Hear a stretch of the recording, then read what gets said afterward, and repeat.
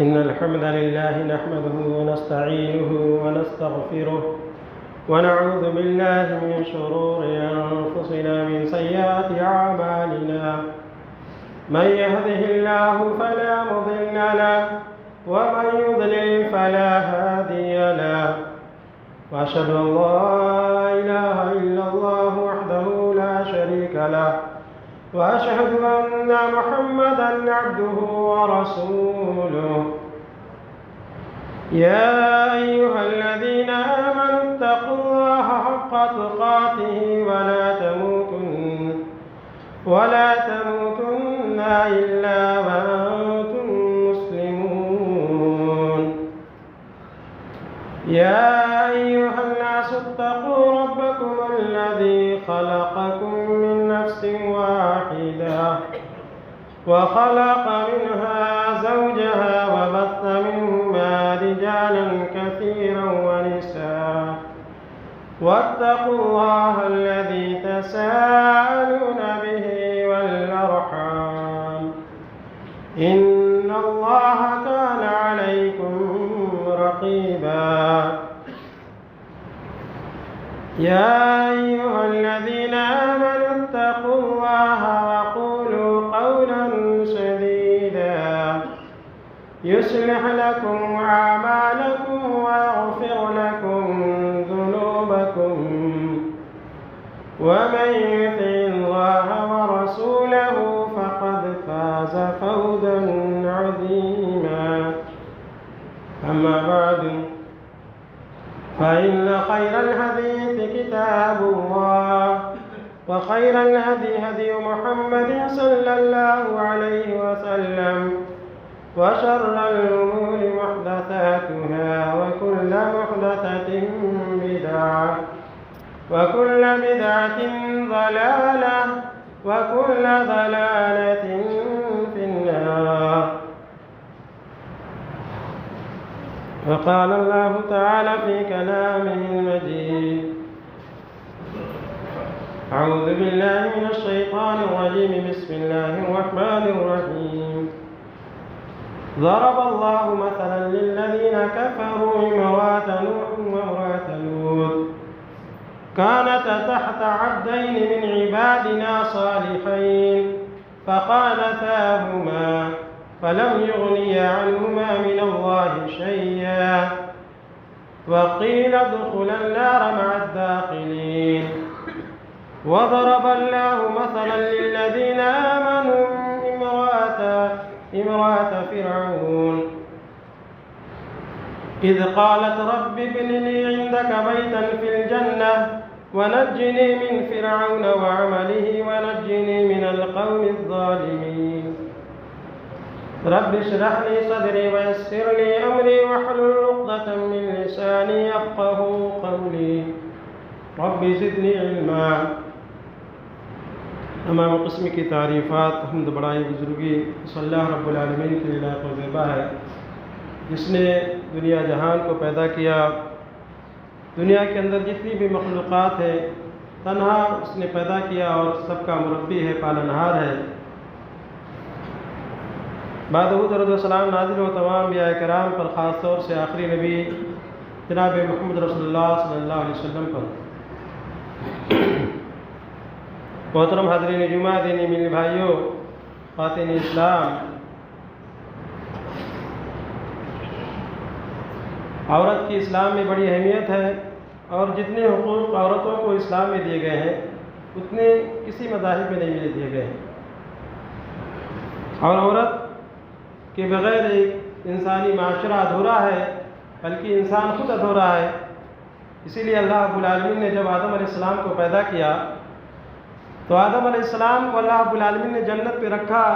جنت میں ساری نعمتیں تھیں، سب کچھ موجود تھا، لیکن اس کے باوجود بھی ان کے اندر ایک کمی تھی جس کو اللہ رب العالمین نے پیدا کیا اور حوا کو پیدا کیا، انہیں سے اس سے ان کے جوڑے کو پیدا کیا اور پھر جنت میں رہنے کا حکم دیا. تو ایک انسان عورت کے بغیر ادھورا ہے اور عورت کے بغیر یہ دنیا کی رنگینیاں بے مات پڑ جائیں گی. اور اسلام میں بھی اس کی بڑی اہمیت ہے۔ اسلام میں عورتوں کے حقوق کو بہت زیادہ بیان کیا گیا ہے، اور عورت کسی بھی روپ میں ہو، چاہے وہ بیٹی کے روپ میں ہو یا بہن کے روپ میں ہو یا بیوی کے روپ میں ہو یا ماں کے، ہر لحاظ سے اللہ رب العالمین نے اس کے حقوق کو، اس کے مقام و مرتبے کو بیان کیا ہے۔ ایک عورت جب وہ کسی کی بیٹی ہوتی ہے، جب کوئی کسی کی لڑکی ہوتی ہے، تو اسلام نے یہ کہہ کر کے کہ من عال جاریتین حتی تبلغا، اللہ کے نبی صلی اللہ علیہ وسلم نے فرمایا کہ جس نے 2 لڑکیوں کی کفالت کی یہاں تک کہ وہ بلوغت کی عمر کو پہنچ گئیں، فانا وہوا وضم اصابعہ، اللہ کے نبی صلی اللہ علیہ وسلم نے فرمایا کہ وہ اور میں ساتھ میں ہوں گے۔ آپ صلی اللہ علیہ وسلم نے اپنی ہاتھ کی انگلیوں کو ملایا اور اشارہ کر کے بتایا کہ جس طریقے سے یہ انگلیاں ملی ہوئی ہیں، اسی طریقے سے وہ شخص جو لڑکیوں کی کفالت کرتا ہے، لڑکیوں کی پرورش و پرداخت کرتا ہے، یہاں تک کہ وہ بڑی ہو جاتی ہیں، ان کا نکاح کر دیتا ہے، اللہ کے نبی صلی اللہ علیہ وسلم نے فرمایا کہ وہ جنت میں میرے ساتھ ہوگا۔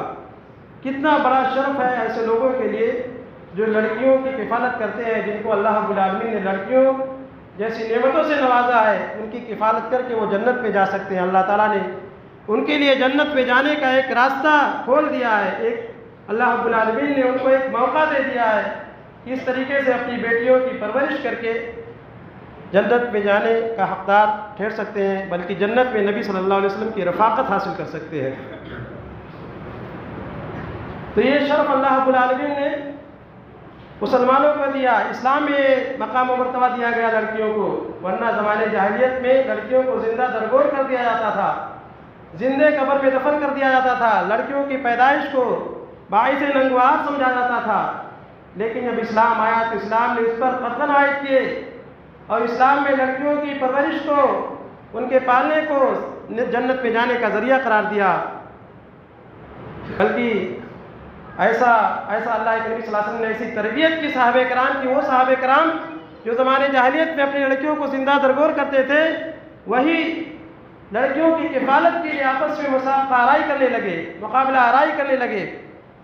جب جعفر رضی اللہ عنہ شہید ہوئے تو ان کی لڑکیوں کی کفالت کا جب مسئلہ آیا تو ایک نہیں 3 صحابہ کرام تیار ہو گئے کہ میں کفالت کروں گا، میں کفالت کروں گا، کیونکہ جانتے تھے کہ لڑکیوں کی کفالت کرنا کتنا ثواب کا کام ہے۔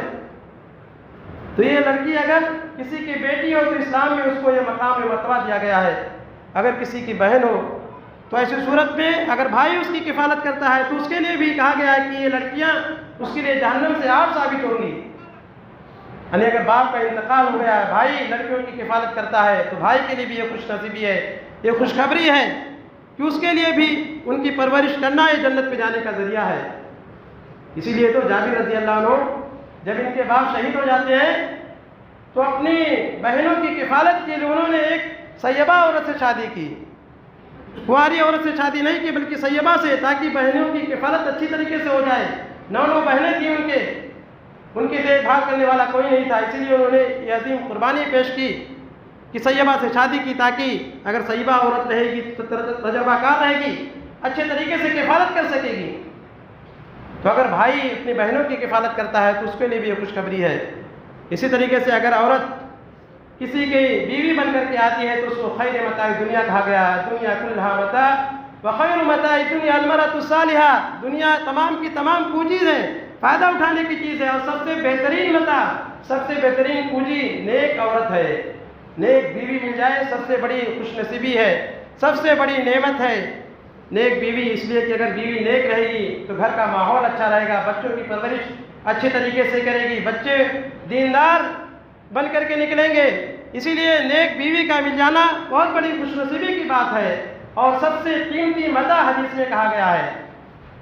اور اللہ کے نبی صلی اللہ علیہ وسلم عورتوں کے ساتھ خود بہت اچھا برتاؤ کیا کرتے تھے۔ آپ صلی اللہ علیہ وسلم نے فرمایا خیرکم خیرکم لأہلی وانا خیر لأہلی، تم میں بہتر وہ ہے جو اپنی عورتوں کے ساتھ بہتر ہو، اور میں اپنی بیویوں کے لیے سب سے بہتر ہوں۔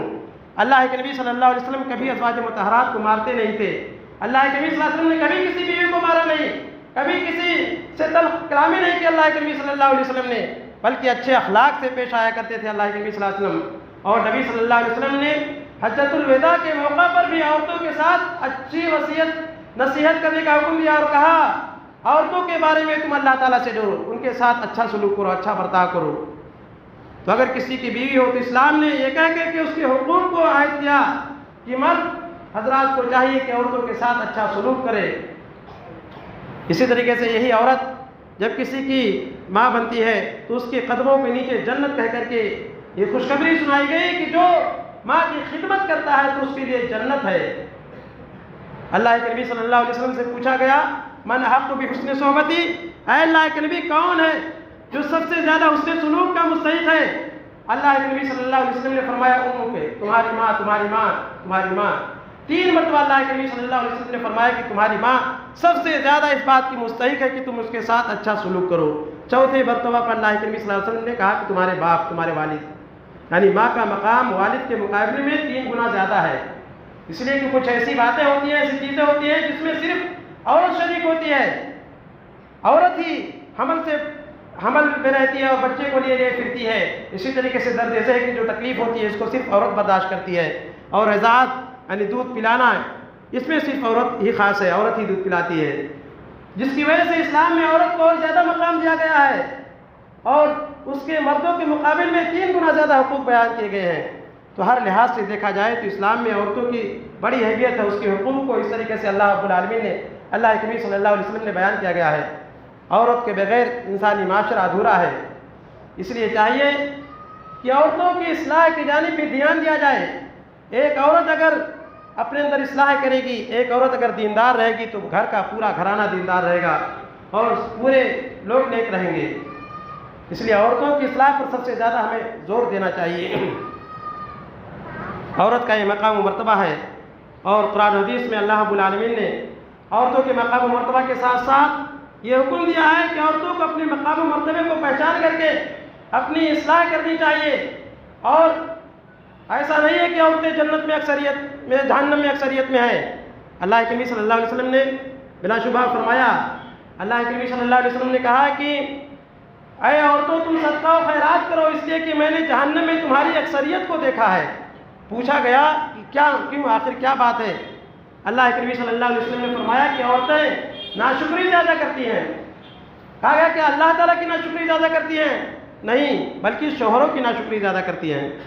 شوہر عورتوں کے ساتھ اچھا سلوک کرتے ہیں، زندگی بھر ان کے ساتھ احسان کرتے ہیں، لیکن کبھی کوئی کمی ہو جاتی ہے تو عورت فوراً کہہ دیتی ہے کہ میں نے کبھی بھی تمہارے ساتھ کوئی خیر نہیں دیکھا، جب سے میں اس گھر میں آئی ہوں ہمیشہ دکھی میں ہوں، اور سارے کیے دھرے پر پانی پھیر دیتی ہے، اور تھوڑی سی اگر کوتاہی ہو جائے تو عورت فوراً کہہ دیتی ہے کہ میں نے تمہارے اندر کوئی خیر نہیں دیکھا۔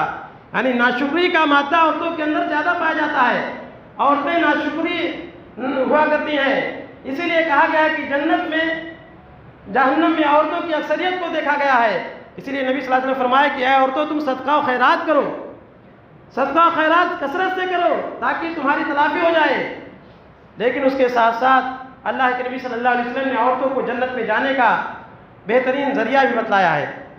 اگرچہ جہنم میں عورتوں کی اکثریت ہے، لیکن عورت اگر دیندار ہے، عورت اگر نیک ہے تو اس کے لیے اللہ کے نبی صلی اللہ علیہ وسلم نے یہ خوشخبری سنائی، ایو امرأۃ صلت خمسہا، کہ کوئی بھی عورت اگر 5 وقت کی نماز پڑھتی ہے، وصامت شہرہا، اور رمضان کے روزے رکھتی ہے، وحسنت فرجہا، اپنے شرمگاہ کی حفاظت کرتی ہے، واطاعت بالہا، اپنے شوہر کی اطاعت کرتی ہے، قیل لہا، اس سے کہا جائے گا ادخلی من ای ابواب الجنت شئت، جنت کے جس دروازے سے چاہے داخل ہو جا۔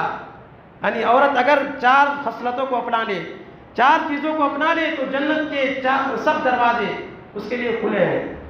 اسی لیے ہماری ماں اور بہنوں کو چاہیے کہ اپنے اندر اصلاح کریں، ان 4 خصلتوں کو اپنائیں۔ عورتوں کو چاہیے کہ نماز کی پابندی کریں۔ عام طور سے دکھایا جاتا ہے کہ عورتیں نماز کے معاملے میں سستی برتتی ہیں، طرح طرح کے بہانے تلاش کرتی ہیں، سوچتی ہیں کہ بچہ چھوٹا ہے، دودھ پلانا رہتا ہے، اسی طریقے سے بچہ پیشاب کر دیتا ہے، جس کی وجہ سے پاکی صفائی کا اہتمام نہیں ہو پاتا ہے۔ اکثر عورتیں اس کا بھی بہانہ پیش کرتی ہیں۔ ہماری ماں اور بہنوں کو غور کرنا چاہیے کہ صحابہ اور صحابیات بھی تھیں جو تم سے افضل تھیں، اسی طریقے سے صحابیات کے دور میں آج کے دور کی طرح آسانیاں بھی نہیں تھیں۔ آج کے دور میں دیکھا جائے تو ڈائپر ہے، یعنی پیمپر پہنائے جاتے ہیں بچوں کو، جس کی وجہ سے صفائی ستھرائی کا بھی خاص اہتمام ہوتا ہے۔ پہلے کے زمانے میں تو یہ سب چیزیں بھی نہیں تھیں، اس کے باوجود بھی صحابیات نماز کے پابند رہا کرتی تھی، کبھی نماز کو نہیں چھوڑا کرتی تھی۔ اس لیے ہماری ماں اور بہنوں کو چاہیے کہ نماز میں سستی نہ کریں، نماز کی پابندی کریں۔ عام طور سے یہ بھی دیکھا جاتا ہے کہ عورتیں نماز کو بغیر وقت پہ پڑھتی ہیں، ظہر کی نماز ہے تو آرام سے کام میں مشغول رہتی ہیں، پھر جب وقت ختم ہونے کے قریب آتا ہے تب نماز پڑھتی ہیں یا نماز کو قضا کر لیتی ہیں۔ اس معاملے میں بھی سستی اور کوتاہی کا ارتکاب کرتی ہیں۔ مرد حضرات تو مسجد میں آ جاتے ہیں، جماعت کے ساتھ نماز پڑھ لیتے ہیں، لیکن عورتیں کام میں مشغول رہتی ہیں، نماز کو بے وقت پر پڑھتی ہیں، تو ایسا بھی نہیں کرنا چاہیے۔ سب سے بہترین عبادت، سب سے بہترین نیکی ہے کہ نماز کو اس کے اول وقت پہ ادا کیا جائے۔ تو اس لیے نماز کا جب ٹائم ہو جائے تو کام کو چھوڑ کر کے سب سے پہلے نماز کی پابندی کرنی چاہیے، نماز کو پڑھنا چاہیے۔ اللہ کے نبی صلی اللہ علیہ وسلم نے سب سے پہلے یہ خصلت یہی بتائی کہ عورت 5 وقت کی نماز پڑھے اور رمضان کا روزہ رکھے۔ روزہ ہر بالغ مرد عورت پر فرض ہے، تو عورت کو چاہیے کہ روزہ بھی رکھے، اور اس کے ساتھ ساتھ کہا گیا ہے اس حدیث میں کہ وہ اپنے شرمگاہ کی حفاظت کرے، شوہر کی غیر موجودگی میں کسی اجنبی آدمی کو گھر میں نہ آنے دے، اپنی عصمت و عفت کی حفاظت کرے، اپنے شرمگاہ کی حفاظت کرے، غیر مرد کی طرف نہ دیکھے، بلکہ اس کی تمام چیزیں شوہر کے لیے ہونی چاہیے، اور اس کے ساتھ ساتھ شوہر کی اطاعت و فرمانبرداری کرنی چاہیے، شوہر کی بات کو ماننا چاہیے، شوہر کی قدر کرنی چاہیے۔ شوہر کا کیا مقام و مرتبہ ہے؟ حدیث میں کہا گیا کہ اگر کسی کے لیے سجدہ جائز ہوتا تو میں عورتوں کو حکم دیتا کہ وہ شوہروں کا سجدہ کریں۔ یہ مقام و مرتبہ ہے شوہر کا۔ اللہ کے نبی صلی اللہ علیہ وسلم نے کہا کہ بہترین عورت وہ ہے کہ جب شوہر اس کی طرف دیکھے تو اس کو خوش کر دے، یعنی مسکرا کر کے بات کرے، اچھے انداز میں، اچھے اخلاق سے پیش آئے۔ شوہر جب تھکا ماندہ گھر میں داخل ہو تو اس کے سامنے ایک گلاس ٹھنڈا پانی پیش کر دے، بڑھ کر کے مسکرا کر کے اس کا استقبال کرے، اچھے اخلاق کے ساتھ پیش آئے۔ اگر ان اخلاق کو اپنائے گی عورت تو شوہر اس سے محبت کرے گا اور ازدواجی زندگی بہت خوشگوار زندگی گزرے گی۔ اس لیے عورتوں کو چاہیے کہ وہ شوہروں کی اطاعت کرے، ان کے ساتھ اچھے اخلاق سے پیش آئے۔ اللہ کے نبی صلی اللہ علیہ وسلم نے فرمایا کیا میں تمہیں جنتی عورتوں کے بارے میں نہ بتلا دوں؟ آپ صلی اللہ علیہ وسلم نے ان کی صفات کا ذکر کرتے ہوئے فرمایا الولود الودود، یعنی وہ عورتیں جو زیادہ اپنے شوہروں سے محبت کرنے والی ہوتی ہیں، وہ عورتیں جو زیادہ بچہ جننے والی ہوتی ہیں، یعنی جو اپنے شوہر سے زیادہ محبت کرے اور جس کی اولاد ہو زیادہ، اس لیے کہ اولاد زیادہ رہیں گی تو اللہ کے نبی صلی اللہ علیہ وسلم قیامت کے دن فخر کریں گے، آپ کی امتیوں کی تعداد زیادہ ہوگی، نبی صلی اللہ علیہ وسلم کو فخر کرنے کا موقع ملے گا۔ اس لیے آپ صلی اللہ علیہ وسلم نے فرمایا کہ جو اولاد زیادہ جننے والی ہو۔ اس طریقے سے آپ صلی اللہ علیہ وسلم نے آگے فرمایا کہ جو بار بار شوہر کی طرف پلٹ کر کے آنے والی ہو۔ شوہر اگر کسی بات پہ ناراض ہو جائے تو عورت بے چین ہو جائے اور جائے اپنا ہاتھ اس کے ہاتھ میں دے دے اور کہے میرے سرتاج جب تک آپ راضی نہیں ہو جائیں گے اس وقت تک میں سکون سے نہیں رہ سکوں گی، میں سوؤں گی نہیں۔ یعنی اگر کبھی انبن ہو جائے، کوئی بات پیش آ جائے تو عورت خود معافی مانگ لے، خود سوری بول کر کے شوہر کو منا لے، کسی طریقے سے بھی منا لے، اس کو ناراض نہ کرے۔ اگر کوئی بھی شوہر اپنی بیوی سے ناراض ہو کر کے سوتا ہے تو اس کے اوپر صبح تک فرشتے لعنت کرتے رہتے ہیں۔ عورتوں کو شوہرتوں کے مقام و مرتبے کو سمجھنا چاہیے۔ اور اس حدیث میں یہی کہا گیا ہے کہ اگر ان 4 خصلتوں کو عورت اپنا لے تو اس کے لیے جنت کے سارے دروازے کھلے ہیں۔ کتنا آسان طریقہ ہے ہماری ماؤں بہنوں کے لیے۔ تو اس لیے نہیں سوچنا چاہیے کہ جہنم میں تو عورتوں کی اکثریت ہے، نہیں، آپ کے لیے راستہ بھی تو ہے، بہترین راستہ، آسان راستہ، کوئی مشکل راستہ نہیں ہے۔ نماز کی آپ پابندی کریں، روزہ رکھیں، شوہروں کی اطاعت کریں، حفاظت کریں شرمگاہ کی، جنت کے سارے دروازے کھلے، کتنی آسانی بات ہے۔ اس کے علاوہ عورتوں کو چاہیے کہ شوہروں کے ہر کام میں ہاتھ بٹائیں، اس طریقے سے شوہر کی پریشانی کو اپنی پریشانی سمجھیں۔ اگر شوہر خراب موڈ میں ہے، کسی پریشانی میں ہے تو ایسی صورت میں شوہروں کو دلاسا دیں، اس کے ساتھ اچھا سلوک کریں۔ ایسا نہیں کہ اس وقت اور غصہ ہو کر کے اپنی ساری چیزیں لا کر کے شوہر کے سامنے رکھیں، بلکہ شوہر کے مزاج کو سمجھیں۔ مزاج کو سمجھنا یہ بہت بڑی ذمہ داری ہے۔ دیکھیے خدیجہ رضی اللہ عنہا کے واقعے سے مشہور واقعہ ہے کہ نبی صلی اللہ علیہ وسلم کے اوپر جب وحی نازل ہوئی تو آپ صلی اللہ علیہ وسلم پریشان ہو جاتے ہیں، گھر پہ آتے ہیں اور کہتے ہیں زملونی، مجھے چادر اڑا دو، مجھے چادر اڑا دو۔ آپ صلی اللہ علیہ وسلم کو چادر اڑا دیا جاتا ہے۔ تھوڑے دیر میں آپ صلی اللہ علیہ وسلم کی طبیعت سنبھلتی ہے تو آپ صلی اللہ علیہ وسلم کہتے ہیں کہ مجھے اپنی جان کا خوف محسوس ہو رہا ہے۔ عائشہ خدیجہ رضی اللہ عنہ دیکھیں کس طریقے سے ڈھارس بندھاتی ہیں، کس طریقے سے تسلی دیتی ہیں اور کہتی ہیں کلا، ہرگز نہیں ایسا ہوگا، واللہ لا یخزیک اللہ ابدا، اللہ تعالیٰ کبھی بھی آپ کو رسوا نہیں کرے گا، انک لتصل الرحمہ وتحمل الکلہ وتقری السیف۔ خدیجہ رضی اللہ عنہ نے کہا کہ آپ تو اتنے اچھے اخلاق کے مالک ہیں، آپ تو صلہ رحمی کرتے ہیں، آپ تو دوسروں کو کما کر کے دیتے ہیں، آپ تو دوسروں کا بوجھ اٹھاتے ہیں، کیسے کرے گا اللہ تعالیٰ آپ کو رسوا؟ آپ کے اندر یہ اچھی خصلتیں پائی جاتی ہیں، مہمانوں کی مہمان نوازی کرتے ہیں، اللہ رب العالمین ہرگز آپ کو رسوا نہیں کرے گا۔ خدیجہ رضی اللہ عنہ تسلی دیتی ہیں، ڈھارس بندھاتی ہیں۔ تو اس طریقے کی بیوی ہونی چاہیے کہ اگر شوہر کبھی پریشان ہو جائے تو عورت اس کو تسلی دے، اس کو دلاسا دے اور اس کی خوشی غمی میں شریک ہو کر کے اس کو اپنی خوشی اپنی غمی سمجھے، ایک دوسرے کا ساتھ دیں، ایک دوسرے کے مزاج کو سمجھیں۔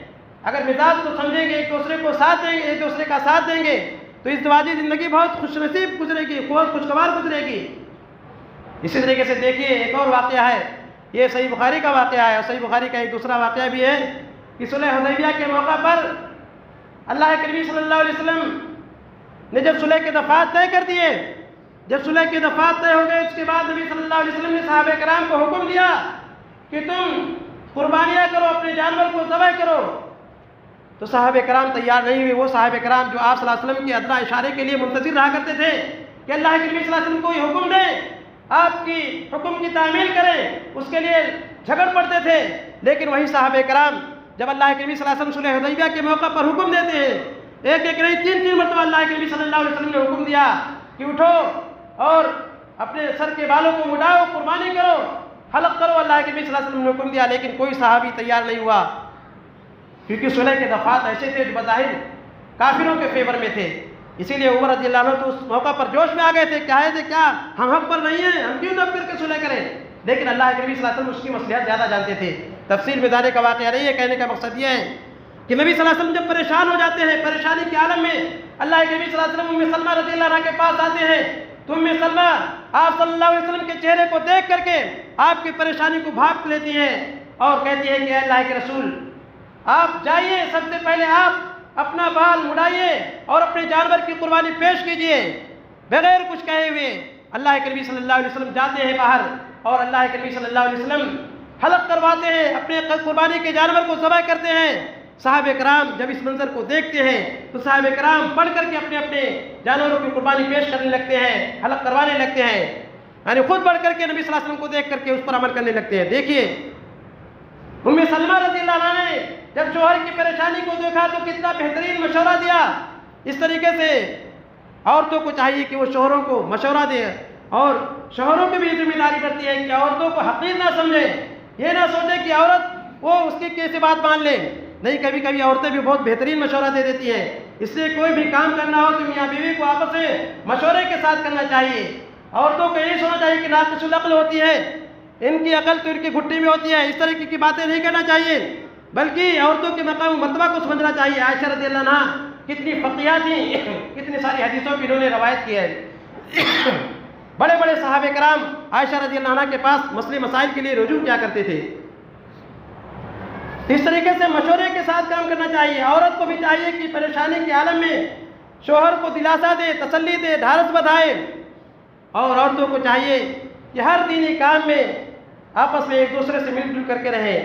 دینی کام میں بھی اس طریقے سے عورتوں کے اندر عام طور سے یہ بھی کمی پائی جاتی ہے کہ شوہر اگر پریشان رہتا ہے، اس کی کمائی تھوڑی کم ہوتی ہے، اس کو ناجائز خواہشات پوری کرنے کے لیے حکم دیتی ہے کہ ہماری یہ چیز پوری کرو، یہ چیز، شوہر بیچارہ پریشان ہو جاتا ہے۔ شوہر سے اس بات کا بھی تقاضا کرتی ہے کہ گھر کے کام کاج کے لیے کسی بھائی کو رکھ لو، ہم سے نہیں ہو سکے گا۔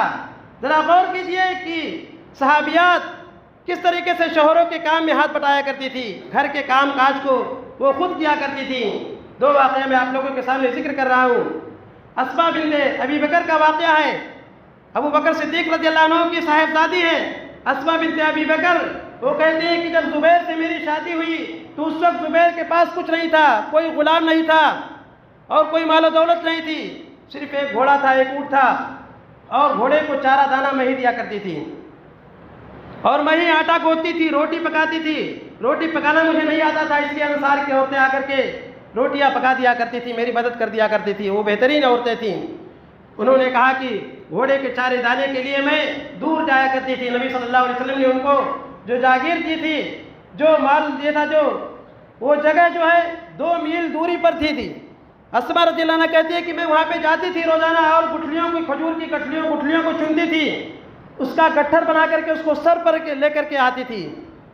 کتنی محنت کرتی تھی، 2 میل کا سفر، 2 میل تقریباً یہ 3.5 کلومیٹر ہوتا ہے، 3-4 کلومیٹر ہو جاتا ہے، اتنا دور جاتی تھی اور گٹھلیاں اکٹھا کرتی تھی، اس کا گٹھر بنا کر کے لاتی تھی، اس کو کوٹتی تھی اور گھوڑے کو چارہ دانہ کیا کرتی تھی۔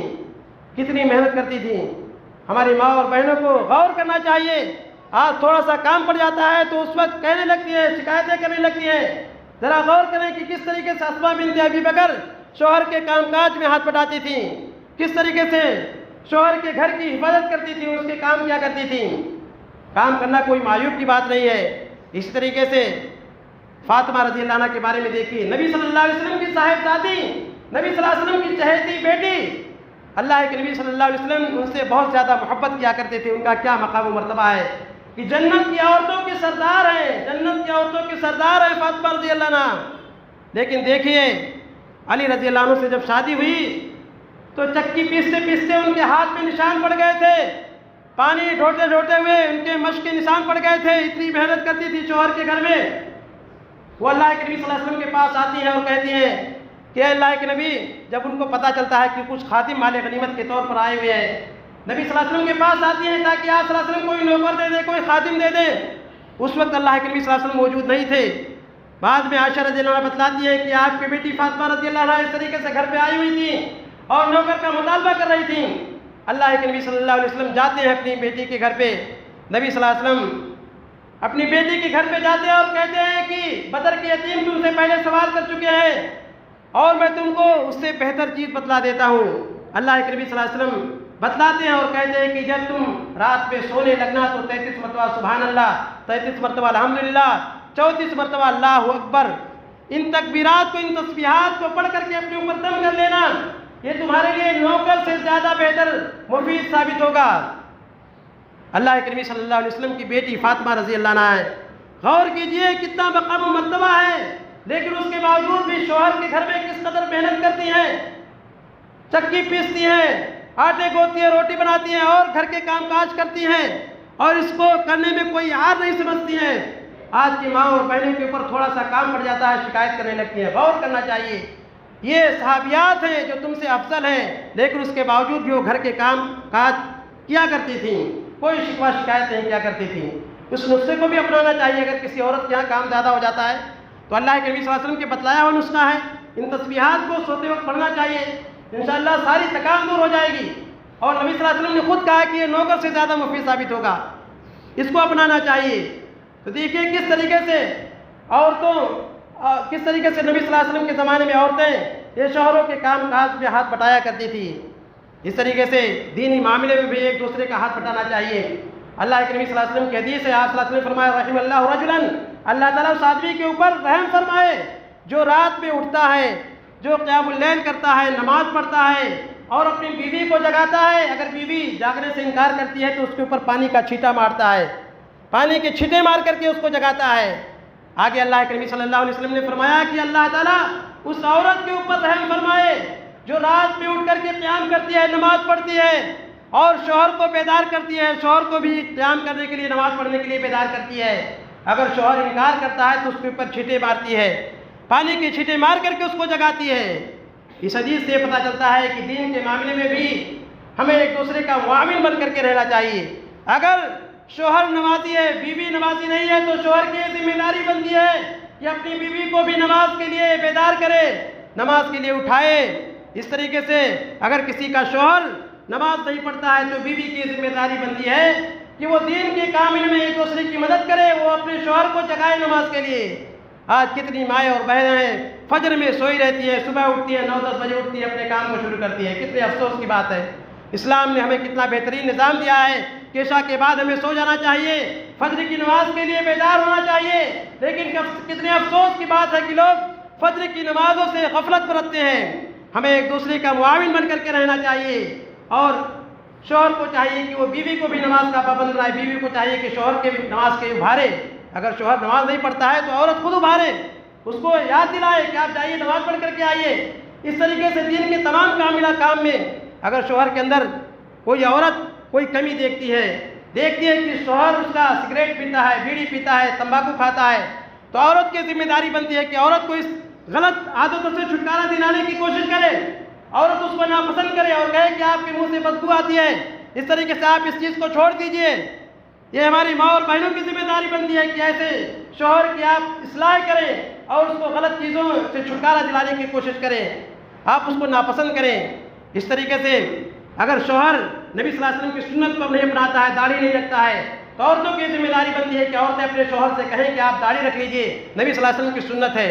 لیکن افسوس ہوتا ہے خاص طور سے ماڈرن لڑکیاں، عورتیں جب ان کی شادی ہوتی ہے تو ایسے شوہروں کو ناپسند کرتی ہیں جو اس سنت پر عمل کرتا ہے، جو داڑھی والے ہوتا ہے۔ وہ تو فرمائش بھی کرتی ہے کہ میں ایسے لڑکے سے شادی کروں گی جو جس کے داڑھی نہیں ہونی چاہیے۔ ایسی لڑکیاں بھی، ایسی ماڈرن عورتیں بھی پائی جاتی ہیں، جبکہ ہماری ماں اور بہنوں کو ایک دوسرے کا تعاون کرنا چاہیے دین کے معاملات میں۔ اگر شوہر داڑھی نہیں رکھا ہے تو اور کہنا چاہیے کہ آپ سنت کو اپنا لیجئے، داڑھی رکھ لیجئے، نبی صلی اللہ علیہ وسلم کی طریقے سے چہرہ آپ رکھیے۔ اس طریقے سے دین کے تمام کاموں میں آپ مدد کیجئے شوہروں کی۔ اگر آپ ان تمام طریقوں کو اپنائیں گے تو اللہ رب العالمین نے سورہ احزاب میں ایسے مردوں عورتوں کے لیے کتنی بڑی خوشخبری سنائی ہے۔ اللہ رب العالمین نے فرمایا ان المسلمین والمسلمات والمؤمنین والمؤمنات والقانتین والقانتات والصادقین والصادقات۔ اللہ رب العالمین نے قرآن کریم میں فرمایا کہ بے شک مومن مرد، مسلمان عورتیں، مومن مرد، مومن عورتیں، اور اللہ تعالیٰ کی فرما برداری کرنے والے مرد، اللہ تعالیٰ کی فرما برداری کرنے والی عورتیں، جو اللہ کی فرما برداری کرتے ہوں، چاہے مرد ہو یا عورت، جو اللہ کی کئی باتوں پر عمل کرتے ہیں، رسول کی باتوں پر عمل کرتے ہیں، اللہ اس رسول کی فرما برداری کرتے ہیں۔ والصادقین والصادقات، جو سچ بولنے والے مرد ہیں، جو سچ بولنے والی عورتیں ہیں۔ آگے اللہ رب العالمین نے فرمایا والصادقین والصادقات والصابرین والصابرات، صبر کرنے والے مرد، صبر کرنے والی عورتیں، والخاشعین والخاشعات، خضوع کرنے والے مرد، عاجزی کرنے والے مرد، عاجزی کرنے والی عورتیں، اور والمتصدقین والمتصدقات، صدقہ خیرات کرنے والے مرد، صدقہ خیرات کرنے والی عورتیں، والصائمین والصائمات، روزہ رکھنے والے مرد، روزہ رکھنے والی عورتیں، والحافظین فروجہم والحافظات، اور اپنے شرمگاہوں کی حفاظت کرنے والے مرد، شرمگاہوں کی حفاظت کرنے والی عورتیں، والذاکرین اللہ کثیرا والذاکرات، اور اللہ تعالیٰ کا کثرت سے ذکر کرنے والے مرد، اللہ تعالیٰ کے کثرت سے ذکر کرنے والی عورتیں۔ اعد اللہ لہم مغفرۃ واجرا عظیما، ایسے لوگوں کے لیے اللہ رب العالمین نے بہت بڑا اجر تیار کر رکھا ہے۔ اللہ رب العالمین نے ایسے لوگوں کے لیے مغفرت کا وعدہ کیا ہے۔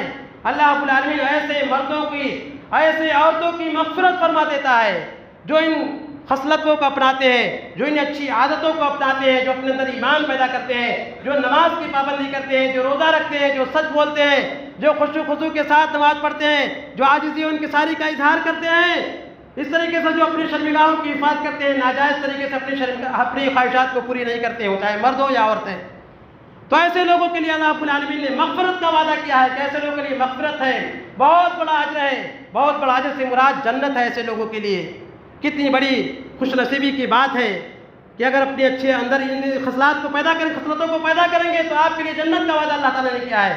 اس طریقے سے اللہ رب العالمین نے سورہ تحریم کے آخر میں بھی مثال بیان کی ہے، ضرب اللہ مثلا للذین کفروا امرأۃ نوح وامرأۃ لوط، اللہ رب العالمین نے کافروں کے لیے مثال بیان کی ہے نوح علیہ السلام کی بیوی، لوط علیہ السلام کی بیوی، کانتا تحت عبدین من عبادنا صالحین، دونوں ہمارے نیک بندوں کی ماتحتی میں تھی، دونوں ہمارے نیک بندوں کی زوجیت میں تھی، لیکن فخانتاہما، ان لوگوں نے خیانت کی۔ خیانت سے مراد یہ کہ اپنے شوہروں کی دین کی اتباع نہیں کی، اپنے شوہروں کی دعوت کو ان لوگوں نے قبول نہیں کیا۔ خیانت سے مراد یہاں زناکاری نہیں ہے، اس لیے کہ نبی کی بیوی زانیہ ہو ہی نہیں سکتی ہے، اللہ تعالیٰ اس کی حفاظت کرتا ہے۔ تو یہاں خیانت سے مراد یہ ہے کہ انہوں نے نبیوں کی دعوت کو قبول نہیں کیا۔ نوح علیہ السلام کی بیوی کافرہ تھی، نوح علیہ السلام کی بیوی ان کے اوپر ایمان نہیں لائی تھی، بلکہ وہ اپنی قوم والوں کا ساتھ دیا کرتی تھی۔ نوح علیہ السلام کے سلسلے میں کہتی تھی کہ یہ تو مجنون ہے، تو پاگل ہے، اسی طریقے سے لوط علیہ السلام کی بیوی بھی لوط علیہ السلام کے اوپر ایمان نہیں لائی تھی، اپنی قوم والوں کا ساتھ دیا کرتی تھی۔ جب ان کے گھر پہ مہمان آتے تھے، کہا تھا کہ جب فرشتے خوبصورت آئے تھے تو یہی عورت جا کر کے بتلائی تھی اپنی قوم والوں کو، اس طریقے سے اپنی قوم والوں کا ساتھ دیا کرتی تھی۔ تو اللہ تعالیٰ نے فرمایا کہ ان دونوں نے خیانت کی، فلم یغنی عنہما من اللہ شیئا، تو اللہ تعالیٰ سے یہ دونوں پیغمبر بھی نہیں بچا سکے۔ دونوں نبی تھے، پیغمبر تھے، ان کی بیوی تھی، لیکن جب بیوی نافرمان تھی تو ان کے شوہر ان کے کچھ کام نہیں آئے۔ قیلت خلی، اور ان سے کہا جائے گا کہ تم دونوں جہنم میں داخل ہو جاؤ داخل ہونے والوں کے ساتھ۔ قیامت کے دن ان دونوں سے کہا جائے گا تم جہنم میں داخل ہو جاؤ۔ اس سے یہ پتہ چلتا ہے کہ بڑی سے بڑی نسبت بھی کچھ کام نہیں آتی ہے اگر اعمال اچھے نہ ہو تو۔ نبی کی بیویاں ہیں لیکن چونکہ نافرمان تھی، ایمان نہیں لائی تھی، اس لیے ان سے کہا جائے گا کہ تم جہنم میں داخل ہو جاؤ، آج کے دن جہنم میں جائیں گی۔ آگے اللہ رب العالمین نے مثال بیان کی ہے، وَضَرَبَ اللَّهُ مَثَلًا لِّلَّذِينَ آمَنُوا، اللہ تعالیٰ نے مثال بیان کی ہے آمنوں کے لیے، مومنوں کے لیے اللہ تعالیٰ نے مثال کی ہے۔ امرأۃ فرعون کی بیوی کا مثال بیان کی ہے۔ انہوں نے کہا اذ قالت رب ابن لی بیتا عندک بیتا فی الجنہ ونجنی من فرعون وعملہ ونجنی من القوم الظالمین۔ فرعون کی بیوی جن کا نام آسیہ تھا، اللہ تعالیٰ نے مثال بیان کی ہے کہ جب انہوں نے اللہ تعالیٰ سے دعا کی کہ اللہ تو جنت میں میرے لیے گھر بنا دے، فرعون کے پاس کیا کیا نہیں تھا، ذرا غور کرنا چاہیے ہماری ماں اور بہنوں کو۔ ساری مال و دولت تو انہوں نے ٹھکرا دیا، اس کے پاس محل تھے، نوکرانیاں تھی، کئی کام کرنے والی تھیں، مال و دولت کی ریل پیل تھی، لیکن فرعون کی بیوی آسیہ ایمان والی تھی، وہ ایمان لے آئی کہ اللہ رب العالمین کے اوپر ساری نعمتوں کو، ساری دولتوں کو ٹھکرا دیا تھا، کیونکہ ان کو جنت چاہیے تھا۔ انہوں نے کہا کہ اللہ تو میرے پاس جنت میں اپنا گھر بنا دے، جنت میں ایک گھر دے دے، اور مجھے فرعون سے نجات دے دے، فرعون کے عمل سے نجات دے دے، ان ظالم لوگوں سے نجات دے دے۔ ہماری ماں اور بہنوں کو غور کرنا چاہیے، دنیاوی نعمتوں میں آج کی طرح دنیا کی رنگینیوں میں کس قدر عورتیں بھی یہ اس کی پھنس گئی ہیں کہ آج عورتوں سے طرح طرح کا مطالبہ کرتی ہیں اور آخرت کو ترجیح نہیں دیتی ہیں، جبکہ یہ نیک عورتیں تھیں جو آج جن کے سامنے آخرت رہا کرتی تھی، وہ جنت چاہتی تھی، جنت کے لیے ساری چیزوں کو ٹھکرانے کے لیے تیار رہا کرتی تھیں۔ اس طریقے سے اور بہت سارے واقعات ہیں جس میں بتایا گیا ہے کہ ہماری ماں اور بہنوں کو کس طریقے سے رہنا چاہیے۔ ایک واقعے کی طرف میں وہ اشارہ کر دوں کہ ایک عورت تھی جس کو مرگی کا دورہ آیا کرتا تھا۔ عبداللہ ابن عباس رضی اللہ عنہ نے کہا کیا میں تمہیں جنتی عورت کے بارے میں نہ بتا دوں؟ انہوں نے کہا کہ یہ جو کالی کلوٹی عورت ہے نبی صلی اللہ علیہ وسلم کے پاس آئی ایک مرتبہ اور اس نے کہا کہ اے اللہ کے نبی مجھے مرگی آتی ہے اور جب مرگی کی یہ کیفیت ہوتی ہے تو میں بے پردہ ہو جاتی ہوں، اسی لیے آپ اللہ تعالیٰ سے دعا کر دیجئے کہ اللہ تعالیٰ مجھے اس بیماری سے نجات دے دے۔ اللہ کے نبی صلی اللہ علیہ وسلم نے فرمایا کہ تم کیا چاہتی ہو؟ اگر میں دعا کر دوں تو اللہ تعالیٰ تمہیں اس مرض سے نجات دے دے گا، اور اگر تم صبر کرو گی تو تمہارے لیے جنت ہے۔ لیکن دیکھیے کس طرح دیندار عورت تھی، انہوں نے آخرت کو ترجیح دیا اور کہا کہ اللہ کے نبی میں صبر کروں گی، مجھے جنت چاہیے۔ انہوں نے جنت کو ترجیح دی، آخرت کو ترجیح دی انہوں نے، اور کہا کہ جنت چاہیے۔ البتہ ایک بات ہے کہ اللہ کے نبی جب میں بے پردہ ہو جاتی ہوں اس کے لیے آپ اللہ تعالیٰ سے دعا کر دیجئے۔ اللہ کے نبی صلی اللہ علیہ وسلم نے ان کے لیے دعا کر دی۔ تو یہ صحابیات تھیں، یہ نیک اور جنتی عورتیں تھیں، ہماری ماں اور بہنوں کو ان کو اپنے لیے بطور نمونہ بنانا چاہیے۔ آج کی اداکاراؤں کو نہیں اپنے لیے نمونہ سمجھنا چاہیے، یہ آج کی فیشن زدہ عورتوں کو اپنے لیے نہیں نمونہ سمجھنا چاہیے، بلکہ صحابیات کے طریقوں دیکھنا چاہیے، اپنے لیے ماڈل سمجھنا چاہیے۔ خدیجہ رضی اللہ عنہ کو، فاطمہ رضی اللہ عنہ کو، اسماء رضی اللہ عنہ کو، اس طریقے سے مریم کو اپنے لیے نمونہ سمجھنا چاہیے۔ یہ نیک اور خدا ترس عورتیں تھیں، اللہ رب العالمین سے بہت زیادہ ڈرنے والی عورتیں تھیں، آخرت کو ترجیح کیا کرتی تھیں۔ تو ان عورتوں کو اپنے لیے نمونہ سمجھ کر کے اس طریقے سے اپنی اصلاح پیدا کرنی چاہیے۔ اللہ رب العالمین سے دعا ہے کہ اللہ تعالیٰ ہم تمام لوگوں کو دین کی صحیح سمجھ عطا فرما۔ اللہ رب العالمین تو تمام مسلمانوں کو سچا پکا مومن بنا۔ اللہ رب العالمین تو ہمیں سے جو نمازی نہیں ہیں ان کو نماز کا پابند بنا دے۔ اللہ رب العالمین تو مرد اور عورت تمام لوگوں کو، شوہر اور بیوی تمام کو اپنی اپنی ذمہ داریوں کو نبھانے کی توفیق عطا فرما دے۔ اللہ رب العالمین تمہیں سچا اور پکا مومن بنا۔ اللہ رب العالمین میں سے جو مر چکے ہیں ان کو جنت الفردوس میں جگہ دے، ہمیں سے جو قرض دار ہیں ان کو قرض کی ادائیگی کی توفیق عطا فرما دے۔ اللہ رب العالمین تو ہمیں جب تک زندہ رکھ، ایمان پر زندہ رکھ، اور جب ہمارا خاتمہ کر ایمان کا کر، آمین۔ وآخر دعوانا ان الحمد للہ صلی اللہ علیہ وسلم۔